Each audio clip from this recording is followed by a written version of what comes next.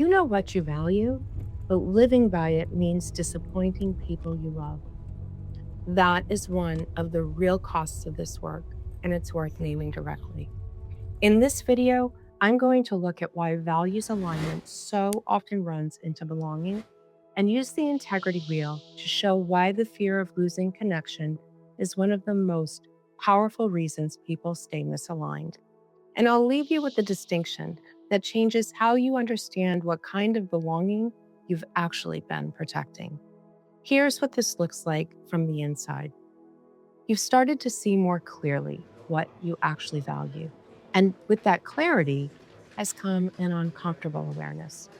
Some of the people around you, people you love, people you have history with, are more comfortable with the version of you that performed differently. The version that agreed more, stayed smaller, didn't ask the questions you're asking now. And so we've been managing that tension, editing yourself in certain conversations. The fear underneath all of this isn't really about losing people. It's something more precise. The recognition that being honest about who you are now might mean the connection was always built on a version of you that is already ending. If that recognition is sitting with you, please tap the like button. It helps other people working through this find this work. A few years ago, I was nominated for a leadership role in a local organization, the kind of role that would have given me standing in a community and genuinely valued. And I did feel a pull toward it. The structure, the recognition, the sense of fitting somewhere known. But accepting it would have required energy I had just started directing elsewhere.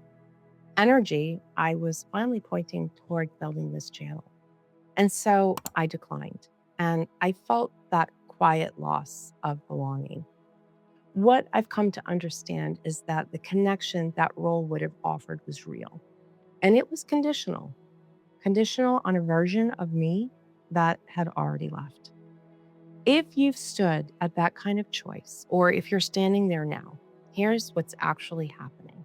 And what the wheel shows about this cuts in a direction most people don't expect. On the integrity wheel, a framework I developed for locating where you are in your own development, belonging is not the opposite of alignment. It is a value in its own right.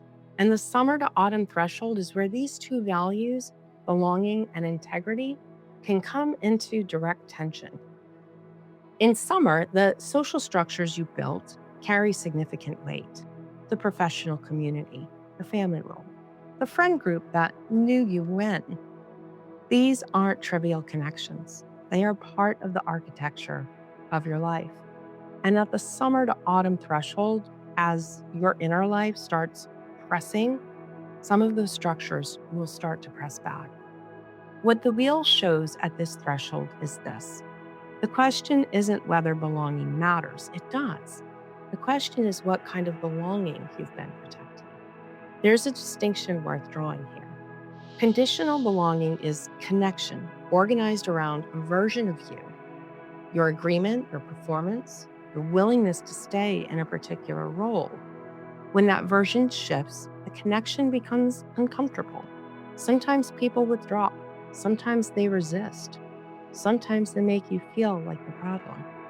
And there is belonging that holds you as you grow. That can accommodate your becoming. It doesn't require you to perform a version of yourself that has already ended. These are not the same kind of connections. And at this threshold, the work is learning to tell them apart.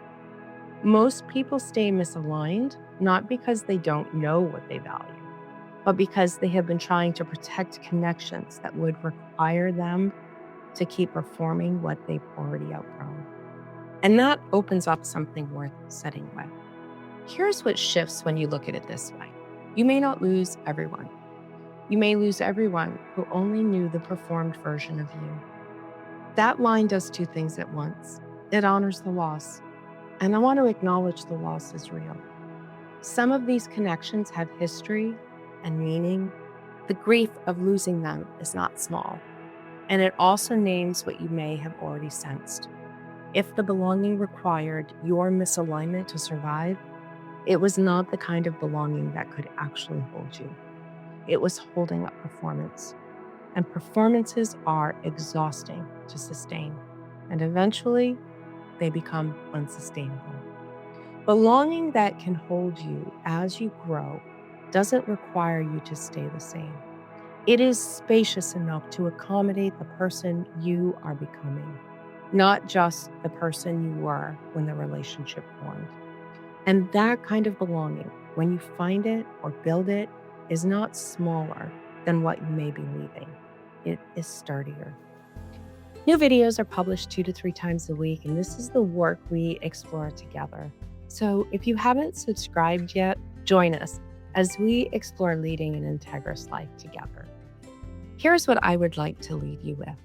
Think of one relationship or community where your belonging has been conditional, where you felt the quiet pressure to stay the same, to agree, to perform, to hold back the parts of yourself that have been changing.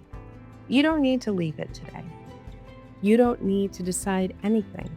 Just name it honestly to yourself in the quiet of this moment. Because naming it clearly is what eventually allows you to stop protecting a connection at the cost of yourself.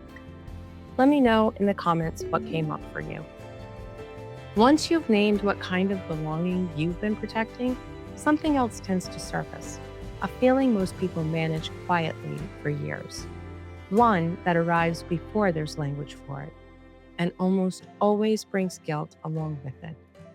In the next video, I'm going to look at what your resentment is actually trying to tell you. The right choices and the good feelings are not always the same. I'll see you in the next one.